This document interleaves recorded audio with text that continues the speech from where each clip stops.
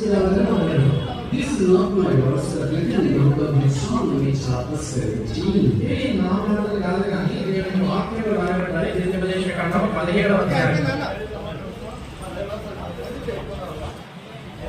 Verse 15.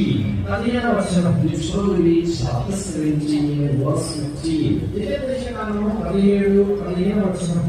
Thou shalt in any wise set him king over thee, whom the Lord thy God shall choose. One from among thy brethren shall thou set king over thee. Thou mayest not set a stranger over thee, which is not thy brother. నీ సహోదరులలోనే ఒకరిని నీ మీద రాజుగా నియమించుకున్నాను. నీ సహోదరుడు కాని అన్నిని నీ మీద నియమించుకోవద్దు.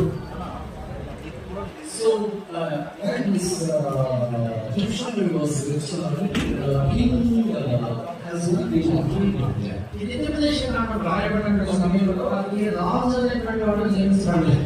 The superscript on the 14th verse says in the English Bible, the guidance for a king for Israel. అయితే 14వ వచనం పైన ఇంగ్లీష్ లో వింటున్నట్లయితే ఇశ్రాయేలు దేశపు రాజు జీవించేదాని కొరకైనటువంటి నియమ నిబంధనలను చూస్తాం. And what is the guideline?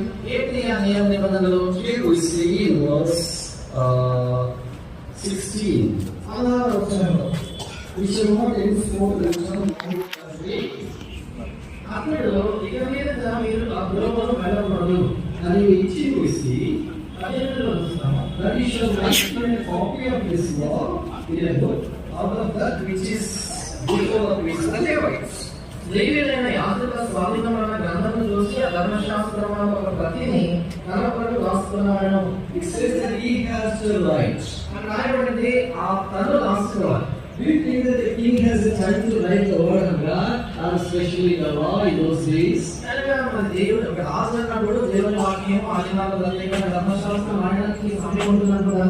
Even we have Johnson, no problem what's written on the law, king, but still we will say that I don't have time to read the word of God anyway. అలాగైతే అసలు పర్యాటకులకు బాగుంటుంది అయినా కూడా దేవుని వాక్యం చదవడానికి సమయం లేదు అంటారు. But the guidance of the king says that he has to write the law by himself. అంటే రాజు